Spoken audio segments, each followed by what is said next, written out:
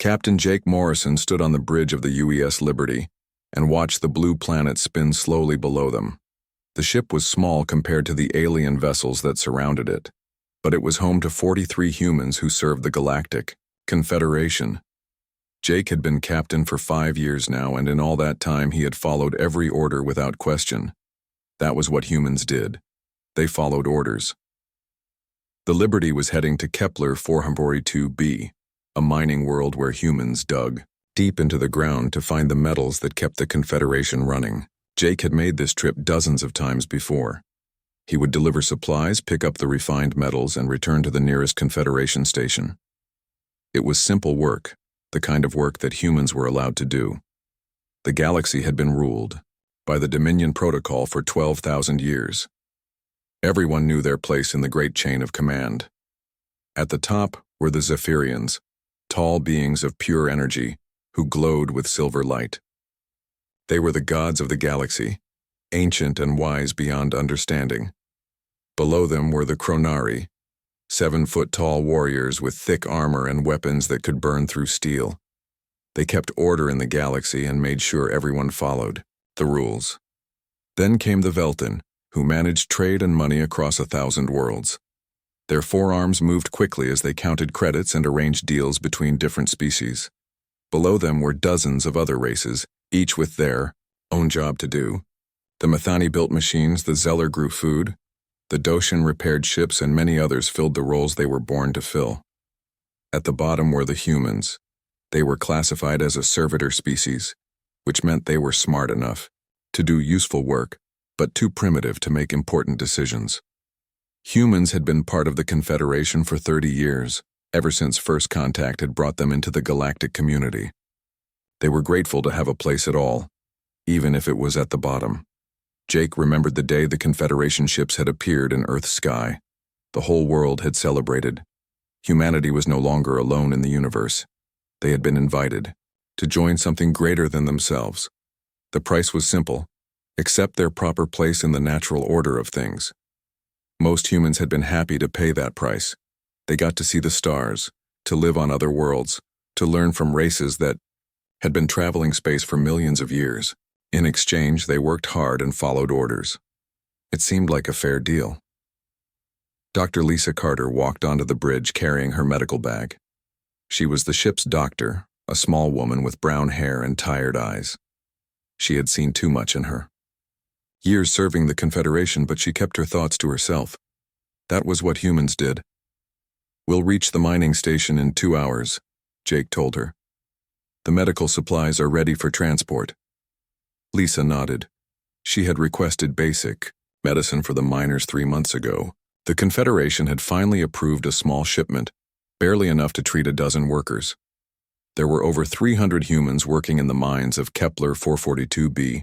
The Liberty dropped out of hyperspace near the mining world. Jake could see the Chronari command ship already in orbit, its dark hull bristling with weapons. Commander Thex Valor was probably on that ship, watching everything that happened on the planet below. The Chronari took their job seriously. Jake guided his ship toward the landing platform on the planet's surface.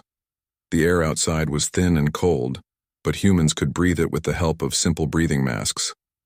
That was one reason why humans were useful in places like this.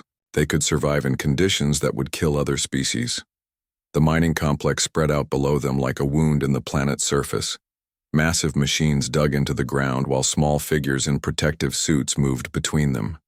Those figures were humans, working 12-hour shifts to extract the precious metals that powered Confederation technology. Jake and Lisa made their way to the main building where the mining supervisor waited for them. The supervisor was a Veltan named Grex 4, his forearms moving constantly as he checked reports and updated schedules. He barely looked at the humans when they arrived. "Medical supplies," Jake said, setting down a case. "And food rations for next month." Grex 4 gestured with one arm toward a storage area. "Leave them there. The monthly quota has been increased by 15%. The workers must produce more metal or face consequences." Lisa opened her mouth to speak, but Jake touched her arm gently. They both knew better than to argue with a Confederation official. Humans who asked too many questions often found themselves assigned to even worse jobs. They were walking back to their ship when they heard the commotion. A group of human miners had gathered near the main entrance to the complex. Their leader, a man named Pete Collins, was talking to a Chronari overseer. Even from a distance, Jake could see that the conversation was not going well. "We need medical supplies," Pete was saying. "3 of our people got hurt in the cave-in yesterday. They need treatment or they might die." The Chronari overseer was a massive creature in black armor. His voice sounded like metal grinding against stone. "Medical supplies were delivered today. Use those." "Those supplies are for common injuries," Pete replied. "These men have internal bleeding. They need surgery." "Then they should have been more careful," the Chronari said. "Production will continue as scheduled." Jake felt his hands clench into fists. He had seen this before on other worlds. Humans were considered replaceable. If some died, others could take their place. It was cold mathematics to the Confederation. Lisa started walking toward the group, but Jake grabbed her arm. "Don't," he whispered. "You know what happens to humans who interfere." They watched as Pete tried again to explain the situation. The Chronari overseer listened for exactly 30 seconds, then drew his weapon. The energy blast turned Pete Collins into ash in less than a heartbeat. 2 other miners who had been standing nearby suffered the same fate. "Let this be a lesson," the Chronari announced to the remaining humans. "You exist to serve. Questions and complaints are not acceptable. Return to work immediately." The miners scattered, fear clear on their faces. Jake and Lisa stood frozen, watching the small piles of ash that had been living people just moments before. Lisa's medical bag fell from her numb fingers. Commander Thex Valar appeared at the Chronari overseer's side. He was even larger than his subordinate, with additional armor plates and weapons built into his suit. His voice carried across the entire complex when he spoke. "Captain Morrison," he called out, "you witnessed the punishment of insubordinate workers. This is how the Confederation maintains order. Do you have any questions?" Jake felt every eye turn toward him. The surviving miners looked at him with desperate hope. Lisa stood beside him, her hands shaking. The Chronari waited for his response with weapons ready. For 30 years, humans had accepted their place in the galaxy. They had followed orders, worked hard, and asked for nothing more than the chance to serve. They had been grateful for their position at the bottom of the great chain of command. Jake looked at the ashes of Pete Collins and felt something change deep inside his chest. The feeling was hot and bright and dangerous. It was the feeling that had once driven humans to climb mountains and cross oceans and reach for the stars. It was the feeling that the Confederation had tried very hard to kill. "No questions," Jake said quietly. But as he and Lisa walked back to their ship, Jake Morrison began to think thoughts that no human had dared to think for 30 years. He began to wonder what would happen if humans stopped being grateful for the scraps they were given. He began to wonder what would happen if they stopped following orders. He began to wonder what would happen if they refused to kneel. The news spread through human settlements like fire through dry grass. Pete Collins was dead, along with 2 other miners whose only crime had been standing too close when he asked for medical help. Within hours, every human in Confederation space knew what had happened on Kepler 442b. Rick Davis heard the news while he was deep underground in the mines of New Detroit, a human colony on the edge of Confederation space. Rick was the foreman for the morning shift, a big man with strong hands who had worked in mines his whole life. When the other miners told him what had happened to Pete Collins, Rick set down his tools and walked to the surface. The New Detroit mining complex was smaller than the one on Kepler 442b, but it employed over 200 humans who dug rare earth metals from deep underground. They worked alongside Doshan repair crews and Matani machine operators, all under the watchful eye of Chronari overseers. Rick found the other human workers gathered outside the main shaft entrance. They were talking in quiet voices, fear clear on their faces. Everyone knew that asking questions was dangerous, but the death of Pete Collins had shaken something loose in their minds. "We can't keep living like this," said Mary Johnson, one of the few human women working in the mines. "They killed Pete for asking for medicine to save people's lives. What choice do we have?" asked another miner named Carl Brown. If we complain, they'll kill us too. If we stop working, they'll replace us with machines or other species. Rick looked around at the faces of his fellow humans. These were good people who had come to the stars looking for a better life. Instead, they had found themselves at the bottom of a system that saw them as nothing more than tools to be used and discarded. Maybe it's time we stopped being afraid, Rick said quietly. The words hung in the air like a challenge. For 30 years, humans had been taught that their survival depended on staying quiet and working hard. The idea of resistance seemed impossible. But something had changed.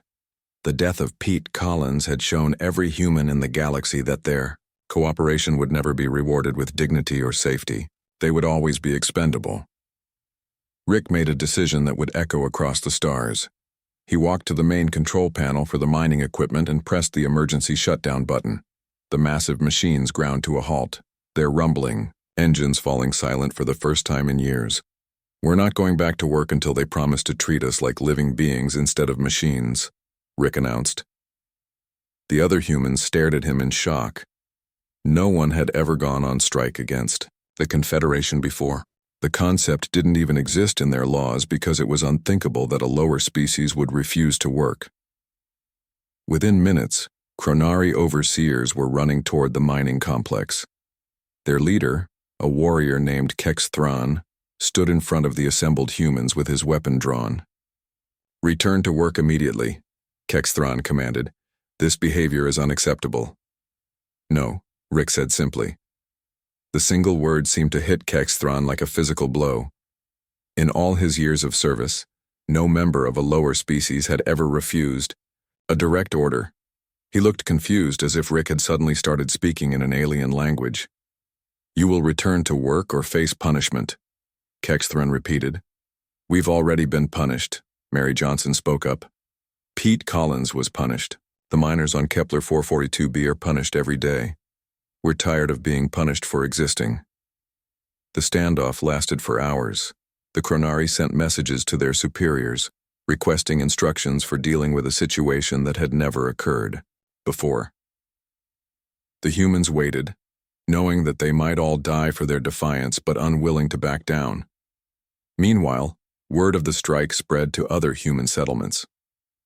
On the farming world of Harvest Moon, human agricultural workers heard about New Detroit and made their own decision.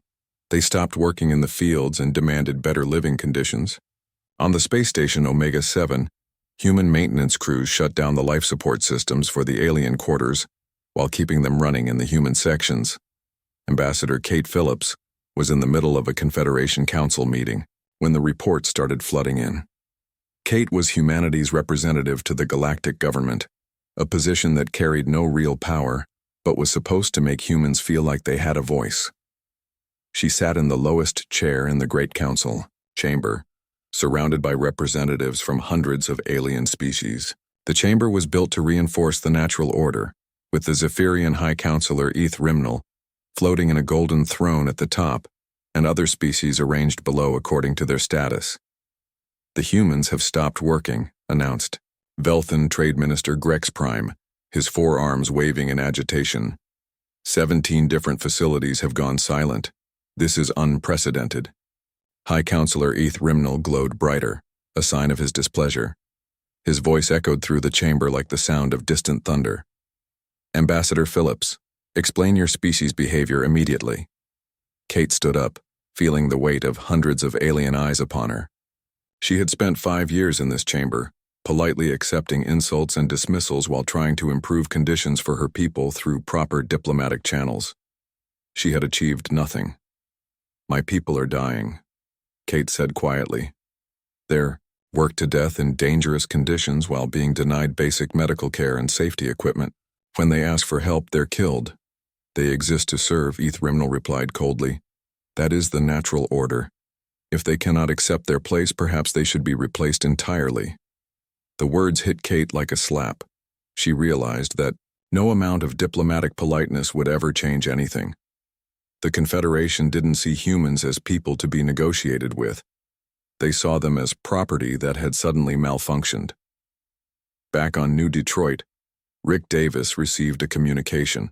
From Captain Jake Morrison aboard the UES Liberty, the transmission was brief and coded, but its message was clear. Other humans across the galaxy were hearing about the strike and starting their own acts of resistance. "This is bigger than just us," Rick told his fellow miners. "Humans everywhere are starting to stand up." Dr. Lisa Carter had been working around the clock, treating injured miners and documenting the conditions they faced. When she heard about the strikes spreading across human settlements, she made her own decision. She began broadcasting medical reports across human communication networks, showing exactly how many humans died from preventable causes while alien species received proper medical care. The data was shocking. Humans had a mortality rate 3 times higher than any other species in Confederation space. They suffered more injuries, received less medical treatment, and were replaced more quickly when they died. The statistics painted a clear picture of systematic abuse. Captain Morrison sat in his quarters aboard the Liberty, reading Dr. Carter's reports and thinking about what he had witnessed on Kepler 442b. His ship was currently docked at Confederation Station Alpha, waiting for new orders. Those orders would probably involve transporting Chronari troops to suppress the human uprisings. Jake had spent his entire career following orders without question. He had believed that cooperation and hard work would eventually earn humans respect and better treatment. The death of Pete Collins had shattered that belief. His communication console chimed with an incoming message from Chronari Command. As expected, he was ordered to report to New Detroit immediately, with a full company of Chronari warriors. His ship would be used to transport the troops who would end the strike by any means necessary. Jake stared at the orders for a long time. He thought about Pete Collins turning to ash. He thought about the miners working themselves to death for the privilege of being considered useful. He thought about Dr. Carter's statistics and Ambassador Phillips sitting in the lowest chair in the council chamber. Then he did something that no human captain had ever done before. He deleted the orders without acknowledging them and sent out a coded transmission to every human ship in the sector. The message was simple. "They can kill us, but we will not kneel." Within hours, human ships across Confederation space began reporting equipment malfunctions and navigation errors that prevented them from carrying out orders to suppress the strikes. Some captains claimed their engines had failed. Others reported computer viruses that had corrupted their systems. The Confederation had never faced coordinated resistance from a servitor species before. Their entire system was built on the assumption that lower species would always obey out of gratitude and fear. The idea that humans might choose dignity over safety was incomprehensible to them. On New Detroit, the standoff continued as Chronari reinforcements arrived. Commander Kex Thrawn had received permission to use deadly force to end the strike, but something strange was happening. Human facilities across the galaxy were reporting similar work stoppages, and now human ships were refusing to carry troops to suppress them. Rick Davis stood before the assembled miners and made an announcement that would be remembered for centuries to come. "They think we should be grateful to serve them," he said. "They think we should accept whatever scraps they give us and thank them for not killing us all. But we are human beings. We have dignity. We have rights. And we refuse to kneel." The word spread from New Detroit to every human settlement in Confederation space. The impossible had happened. The Chronari Fifth Armada, pride of Confederation military power, lay broken in the space around New Detroit. 27 battle cruisers destroyed or disabled, their hulks drifting among clouds of debris that had once been the most advanced warships in the galaxy. The news spread through Confederation space faster than light itself. Species that had accepted Chronari dominance for thousands of years stared at their communication screens in disbelief. How could primitive humans have defeated the mighty Fifth Armada? On the industrial world of Sigma Draconis, the Methani workers gathered around a holographic display showing the aftermath of the battle. The Methani were a peaceful species, evolved from hive insects who had built vast underground cities before they ever reached for the stars. They had served the Confederation faithfully for 8,000 years, accepting their role as manufacturers and builders. Foreman Bistklick watched the images of burning Chronari ships with compound eyes that processed information in ways human minds could barely understand. Her workers buzzed quietly among themselves, their antennae twitching with excitement and fear. The humans refused to surrender, worker Tistmin said. Even when facing certain death, they chose to fight. And they won, added another worker, named Haztak. How did they win? Buzzed-Click had no answer. According to everything the Methani had been taught, the Chronari were invincible. Their technology was too advanced, their training too perfect, their will too strong. Yet somehow, humans armed with cargo haulers and mining equipment had destroyed them. The broadcast continued with footage from human settlements across the galaxy.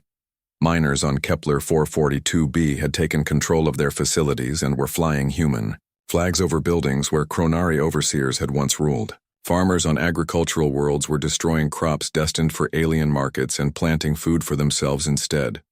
Most shocking of all, Ambassador Kate Phillips appeared on screen, speaking from what appeared to be the human embassy on Earth. But she was no longer sitting in the lowest chair accepting insults and dismissals. She stood tall and proud as she delivered a message that would echo across the galaxy. For 30 years, humanity has served the Confederation faithfully, Kate said. We accepted our place at the bottom of your hierarchy because we believed cooperation would earn us respect and better treatment. We were wrong. The camera pulled back to show other human officials standing beside her. These were not the grateful, submissive servants that the Confederation was used to dealing with. These were people who had remembered their dignity. We hereby withdraw from all Confederation agreements and declare our independence, Kate continued. Any alien vessels approaching human space will be considered hostile and dealt with accordingly. On Sigma Draconis, the Methani workers watched this declaration with growing amazement. In all their recorded history, no species had ever declared independence from the Confederation. The concept was literally unthinkable, but if humans could do it, what did that mean for everyone else? Commander Amy Foster had been working undercover at Confederation Intelligence Station Omega for 2 years. Amy was officially classified as a communications technician, which meant she maintained the quantum transmitters that allowed instant communication across the galaxy. What the aliens didn't know was that Amy had been using her access to intercept their most secret communications. The intelligence she had gathered painted a disturbing picture of how the Confederation really operated. The Dominion Protocol wasn't based on natural superiority or divine mandate as the Zephyrians claimed. It was a carefully constructed lie, designed to keep other species from realizing their true potential. Amy had discovered records showing how the Zephyrians had systematically suppressed technological development among other species. Promising research had been shut down. Brilliant scientists had disappeared and entire fields of study had been declared forbidden. The goal was to maintain the technological gap that kept the Zephyrians in power. The Chronari, supposedly natural, warriors had originally been a peaceful species that valued art and philosophy. The Confederation had deliberately shaped their culture over thousands of years, promoting aggression and militarism while suppressing their creative instincts. They had been turned into perfect soldiers who never questioned their orders. Even the economic systems that the Veltan managed had been designed to keep other species dependent and unable to develop their own trade networks. The entire galaxy was trapped in a web of artificial limitations that prevented anyone from challenging Zephyrian authority. But now humans had torn a hole in that web, and other species were starting to see the truth. Amy made her decision. She activated every communication channel in the intelligence station and began broadcasting the classified files across the galaxy. The transmission would reach every world in Confederation space within hours, revealing the lies that had kept entire civilizations in chains. High Counselor Eth Rimnall received the news while floating in his golden throne on the Zephyrian homeworld. The ancient being had ruled for over 3,000 years, maintaining order through fear and the careful manipulation of lesser species. Nothing in his vast experience had prepared him for this moment. The humans have exposed our archives, his aide reported, her energy form flickering with distress. Every species in the galaxy now knows the truth about the Dominion Protocol. Eth Rimnall's glow dimmed as he processed this information. The humans had not simply won a military victory, they had struck at the very foundation of Zephyrian power. Without the myth of natural superiority, the Confederation could not survive. Activate the cleansing protocol, he commanded. If we cannot control the humans, we will eliminate them entirely, and any other species that show signs of rebellion.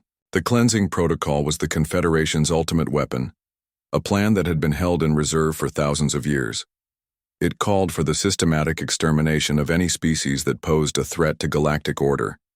Entire worlds would be sterilized, their populations turned to ash by weapons that could burn away the very atoms that made up living matter. But the order came too late. The truth that Amy Foster had released was spreading faster than even Zephyrian technology could contain it. On world after world, species that had accepted their inferior status for millennia began to question everything they had been taught.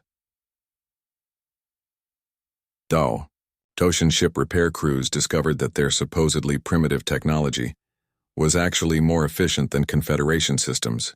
They had been forced to use inferior methods to maintain the illusion of Chronari technological superiority. The Zeller agricultural specialists learned that their crop yields had been artificially limited to prevent them from becoming economically independent. Their worlds could have fed the entire galaxy, but they had been kept barely above subsistence level. Most shocking of all, the various species began to communicate directly with each other for the first time in thousands of years. The Confederation had kept them isolated, preventing the kind of cooperation that might lead to organized resistance. Captain Morrison stood on the bridge of the Liberty, watching his tactical display as more and more worlds declared their independence from the Confederation. The human victory at New Detroit had become the spark that ignited a galaxy-wide revolution. Incoming transmission from the Methani homeworld, his communications officer reported. The holographic display showed Buzzt Kleek, the Methani foreman who had witnessed the human victory. Her translator device rendered her clicking speech into words that humans could understand. "Captain Morrison," she said, "the Methani people have voted to withdraw from Confederation agreements. We request alliance with humanity and any other species that values freedom over servitude." Similar messages were arriving from dozens of worlds. The Doshin had formed their own government and were offering their ship repair services to the growing alliance. The Zeller had begun distributing food to refugee populations fleeing Confederation retaliation. Even some Chronari were beginning to question their conditioning. Cut off from their command structure and seeing the truth about their history, individual Chronari warriors were laying down their weapons and asking to join the rebellion. Admiral Brooks worked around the clock to coordinate the growing alliance. Human ships were carrying supplies and messages between rebel worlds, helping to build the communication networks that the Confederation had always prevented. "We're receiving reports of Confederation fleets moving against rebel systems," Brooks informed Captain Morrison during a secure transmission. "They're using the cleansing protocol. Entire populations are being exterminated." "Then we have to move faster," Morrison replied. "How many species have declared independence?" 47 so far, with more joining every hour. But the Zephyrians still control most of the galaxy's infrastructure. If they're willing to destroy everything rather than lose control, they could kill billions. The race was on. Could the rebellion spread fast enough to overwhelm the Confederation's ability to respond? Or would the Zephyrians succeed in maintaining their power through genocide? Dr. Lisa Carter had been working with alien scientists who had joined the rebellion, sharing medical knowledge that had been suppressed for thousands of years. The final battle never came. High Counselor Ethrimnal discovered this truth while floating in his golden throne, watching reports flood in from across the galaxy. His cleansing fleets were meeting resistance on every world they approached, but the resistance wasn't coming from military forces or advanced weapons. It was coming from the simple refusal of billions of beings to kneel. On the manufacturing world of Delta Forge, Chronari cleansing ships arrived to find the entire population, standing in the open looking up at the sky without fear. Methani workers stood beside Doshin engineers and human miners, their different species united by a shared determination to die on their feet rather than live on their knees. The Chronari commander, Admiral Vex Thalar, hesitated. His orders were clear: eliminate all resistance and restore Confederation control. But as he looked down at the peaceful crowds below, something changed in his mind. These weren't dangerous rebels or terrorists. They were ordinary people who simply wanted to Be treated with dignity. Sir, his weapons officer reported. The surface targets are not taking defensive positions, they're just standing there. Vex Thaler had commanded cleansing operations before. He had sterilized rebellious worlds and watched civilizations burn, without feeling anything more than professional satisfaction. But this was different.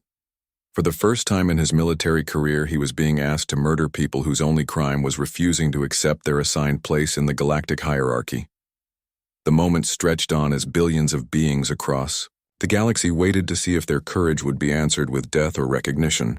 On world after world, Confederation forces found themselves facing the same impossible choice: become mass murderers or acknowledge that their victims had the right to stand up for themselves. Most chose to stand down. The rebellion didn't spread through military conquest or political maneuvering. It spread through the simple recognition that sentient beings deserve to be treated as equals, regardless of which species they belonged to, or when their civilization had developed space travel. Admiral Vex Thaler was the first Chronari commander to openly join the rebellion, bringing his entire fleet with him. Within hours, other Chronari units followed his example. The warrior species that had enforced Confederation rule for thousands of years began to remember what they had been before they were shaped into perfect soldiers. Captain Morrison stood on the bridge of the Liberty, watching the tactical display as more and more Confederation forces switched sides. The great war that everyone had expected was dissolving into something much more powerful, a galaxy-wide awakening to the possibility of life without masters and servants. Incoming transmission from the Zephyrian homeworld, his communications, officer announced. High Counselor Eth Rimnal appeared on the main screen, his energy form flickering with what might have been exhaustion or despair. The ancient ruler who had dominated the galaxy for millennia looked diminished. His golden glow faded to a pale yellow. Captain Morrison, the Zephyrian said, I wish to discuss terms for the peaceful dissolution of the Confederation government. Morrison exchanged glances with his crew. None of them had expected the Zephyrians to surrender without fighting to the end. The ancient species had ruled for so long that the idea of voluntary abdication seemed impossible. What terms did you have in mind? Morrison asked carefully. We offer to transfer all governmental authority to a new alliance of free species, Eth Rimnal replied. In exchange, we ask only for the right to exist as equals among the other races of the galaxy.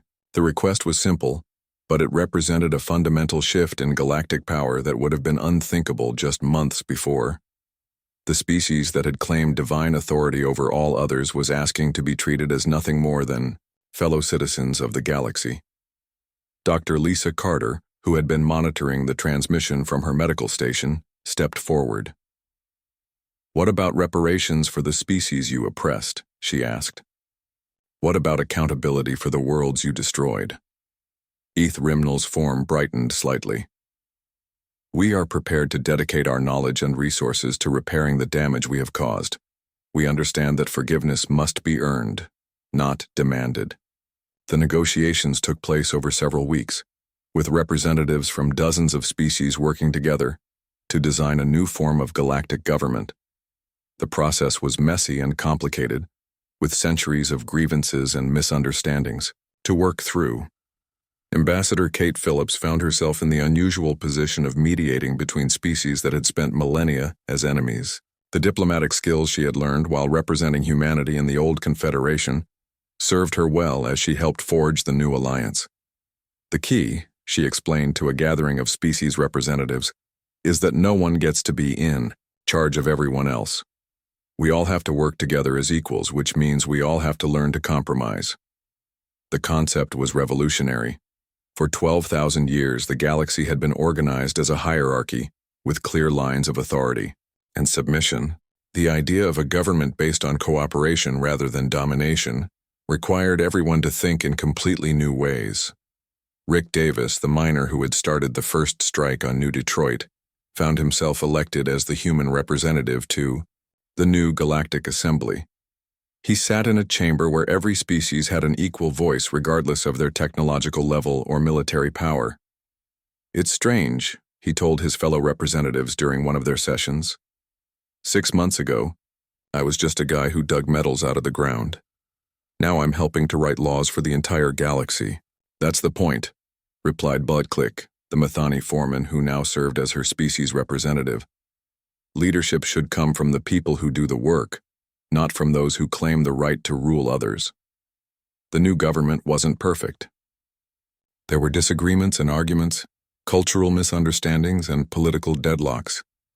Some species struggled to adapt to the idea of equality, while others had difficulty trusting former oppressors who now claimed to want peace. But it was working. Engineer Ben Clark had been appointed to head the new Galactic Technology Council, where knowledge was shared freely between all species. The advances that followed were remarkable. Methani manufacturing techniques combined with Doshan repair methods and human adaptability produced innovations that none of the species could have achieved alone. Medical breakthroughs came even faster. Dr. Lisa Carter worked with alien specialists to develop treatments for diseases that had plagued individual species for thousands of years. When knowledge flowed freely between worlds, problems that seemed impossible began to find solutions. 1 year after the Battle of New Detroit, Captain Morrison received an invitation to visit the memorial station that had been built at the battle site. The station served as a reminder of the day when ordinary beings had chosen dignity over safety and changed the course of galactic history. He walked through halls lined with the names of everyone who had died during the revolution. Humans killed. In the mining strikes, Chronari who had refused to fire on civilians. Zephyrians who had opposed their own government's atrocities. All of them were honored equally, regardless of species or the side they had originally served. At the center of the station was a simple monument bearing words in hundreds of different languages. The message was the same in all of them. Never again shall any kneel. Morrison stood before the monument with Dr. Carter and many others who had been part of the revolution from the beginning.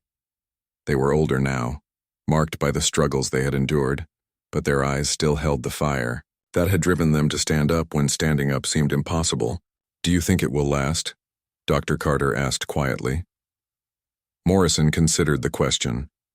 The new government was still fragile, still learning how to function without the rigid hierarchies that had defined galactic civilization for so long.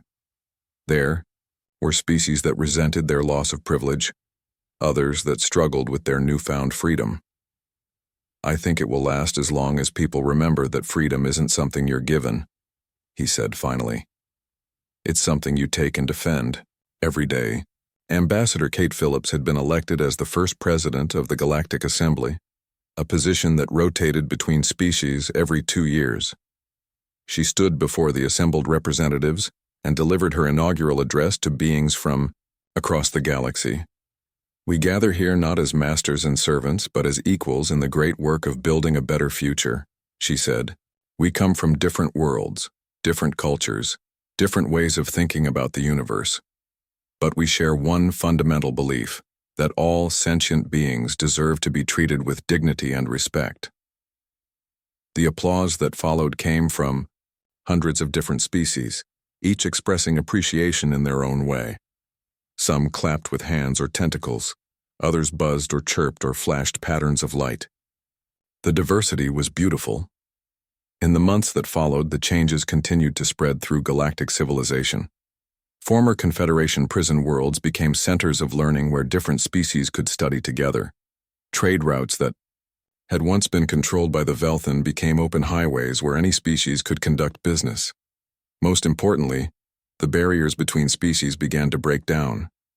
Young beings grew up learning about different cultures and ways of life. The Confederation had ruled the galaxy for 12,000 years using the same methods that had always worked. When a species caused problems, they sent the Chronari to solve those problems with overwhelming force.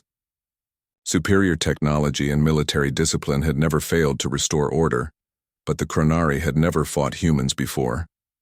Colonel Steve Martinez had been stationed on the outer rim world of Haven's Rest when the strikes began.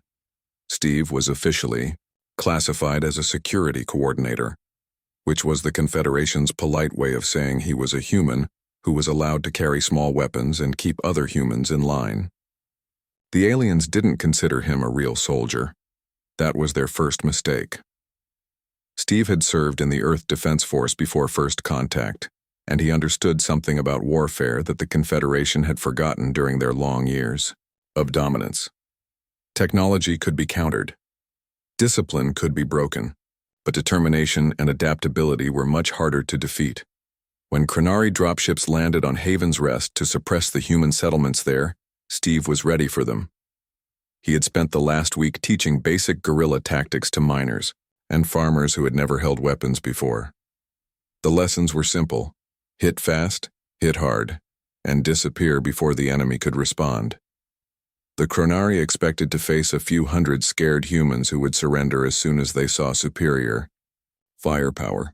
Instead, they found empty buildings and silent streets. Their thermal scanners showed human heat signatures scattered throughout the settlement, but when they moved to investigate, they found nothing but abandoned homes and empty shops. The first attack came from the roof of a grain storage building. Human miners with hunting rifles opened fire on a Chronari patrol, then vanished through prepared escape routes before the aliens could return fire. The Chronari energy weapons turned the building to slag, but the humans were already gone. The second attack came from underground. Steve had organized teams to use the mining tunnels that ran beneath the settlement. They struck at Chronari supply lines, destroying equipment and disappearing back into the tunnels before reinforcements could arrive. Commander Thex Valor had arrived on Haven's Rest expecting to complete a simple pacification mission in a few hours. Instead, he found himself fighting shadows. His troops were designed for open battle against conventional forces, not for hunting determined guerrillas who knew the terrain better than anyone. "Where are they?" Thex Valor demanded, as another patrol returned with no contact to report. "They're everywhere and nowhere," replied his lieutenant. "Our sensors detect humans throughout the settlement, but when we investigate, we find empty buildings." The Chronari began to realize they were fighting an enemy unlike any they had faced before. Other species fought according to established military doctrines. They formed battle lines, followed standard tactics, and retreated when faced with superior force. Humans did none of these things. Engineer Ben Clark was on the orbital station above Haven's Rest when the Chronari fleet arrived. Ben worked in the station's maintenance department, which meant he had access to areas that most people ignored. While the Chronari focused on the planet below, Ben was busy in the station's service tunnels. He had discovered something interesting about Chronari shield technology. The energy barriers that protected their ships were designed to deflect plasma weapons and energy beams by redistributing their force across the shield's surface. It was elegant technology that could stop the most advanced weapons in the Confederation arsenal. But the shields had never been tested against chunks of metal moving at high velocity. Ben and his team had spent 3 days converting cargo containers into kinetic weapons. They used the station's mass drivers, normally used for launching supply packages to the planet below, to accelerate metal projectiles to incredible speeds. The physics were simple. Mass times velocity equals momentum, and momentum was very hard to stop. The first projectile punched through the Chronari flagship's shields like they weren't there, the chunk of titanium alloy, moving at nearly 10% of light speed, tore through the ship's hull and exited the other side in a shower of sparks and atmosphere. "What was that?" Thex Valor demanded, as his ship shuddered around him. "Unknown. Projectile," his weapons officer reported. "Our shields had no effect." 3 more projectiles followed the first, each one finding its mark with devastating accuracy. The Chronari ships had been designed to fight energy weapons, not solid objects moving faster than anything in their experience. Dr. Lisa Carter was coordinating with human cells across the galaxy from her position aboard the UES Liberty. The ship was still docked at Confederation Station Alpha, but Captain Morrison had made it clear that they would not be following any more orders to suppress human uprisings. Lisa had turned her medical knowledge to a different purpose. She had been studying alien biology for years, learning how different species processed food and medicine. Now she used that knowledge to develop non-lethal but highly effective biological agents. The Velthan trade managers who oversaw human agricultural workers suddenly found themselves suffering from severe digestive problems. The symptoms weren't dangerous, but they were extremely unpleasant and lasted for days. Similar problems began affecting Chronari commanders who ate at facilities where humans prepared their food. The aliens never suspected that their trusted human servants were responsible for their mysterious illnesses. After all, humans were too primitive to understand advanced biochemistry. That was their second mistake. Ambassador Kate Phillips had returned to Earth to coordinate with the planetary government. The Confederation Council had made it clear that humanity's diplomatic status was being reviewed, which was a polite way of saying they were considering whether to exterminate the entire species. Kate met with Admiral Henry Brooks, the highest-ranking human military officer in Confederation space. Brooks was officially retired, but he still maintained contact with human crews throughout the galaxy. "How many ships do we have?" Kate asked. 43 vessels, Brooks replied. "Most of them are small cargo haulers and maintenance craft. Nothing that could stand up to a Chronari battlecruiser in direct combat." "What about indirect combat?" Brooks smiled grimly. "That's a different question entirely. Human ships had been designed for utility, not warfare.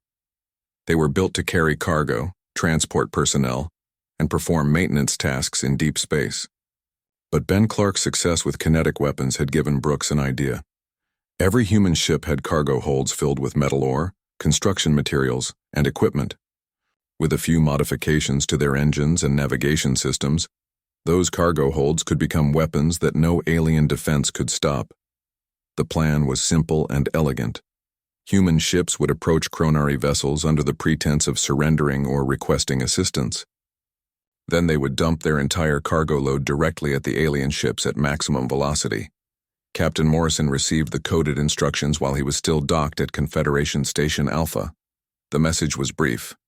"Refuse all orders. Prepare for Operation Dignity." Jake looked around his bridge at the faces of his crew. These were people who had served the Confederation faithfully for years, following orders and accepting their place in the galactic hierarchy. Now they were being asked to become revolutionaries. "They're going to send the Fifth Armada to destroy New Detroit," Jake told his crew. "We can surrender and watch our people be slaughtered, or we can fight." Dr. Carter looked up from her medical station.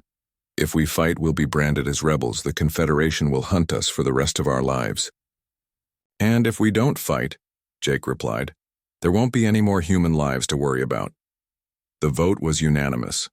The UES Liberty would join the resistance. Similar conversations were taking place on human ships throughout Confederation space.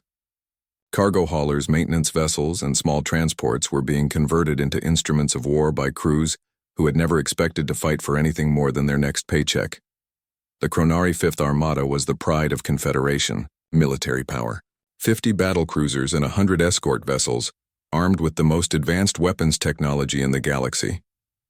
They had been deployed to end the human rebellion once and for all. Admiral Keth Voxan commanded the fleet from his flagship, the Inevitability. He had fought in dozens of campaigns against rebellious species, and everyone had ended the same way. Overwhelming Chronari firepower reduced the rebels to ash, and order was restored. "Target the New Detroit colony first," Keth Voxan ordered. "Full orbital bombardment. Leave nothing alive."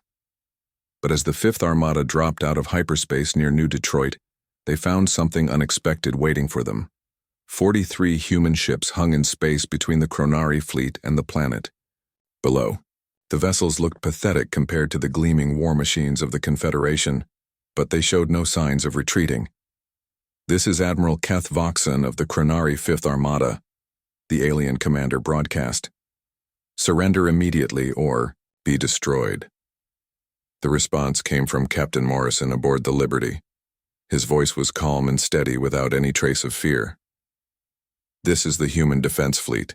We will not surrender. We will not retreat. You want to destroy our people? You'll have to go through us first." Keth Voxan was incredulous.